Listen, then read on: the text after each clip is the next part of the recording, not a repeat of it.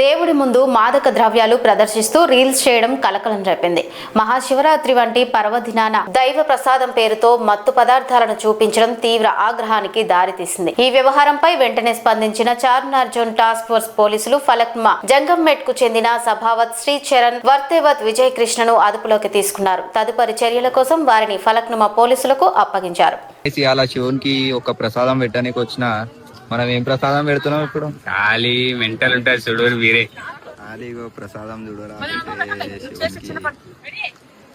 అందరు గిబ్బరికాయలు కొట్టడానికి వస్తారు. మనం ఇట్లా కాదనమాట, మనం శివుడికి ఫేవరెట్ ఉండాలి మొత్తం. ప్రసాదం పెడుతున్నాం. అలా శివునికి ఒక ప్రసాదం పెట్టడానికి వచ్చిన మనం ఏం ప్రసాదం పెడుతున్నాం ఇప్పుడు? ఖాళీ మెంటల్ ఉంటారు చూడు వీరే. ఖాళీగా ప్రసాదం చూడరా, అందరు గిబ్బరికాయలు కొట్టడానికి వస్తారు. మనం ఇట్లా కాదనమాట, మనం శివుడికి ఫేవరెట్ ఉండాలి మొత్తం. ప్రసాదం పెడుతున్నాం.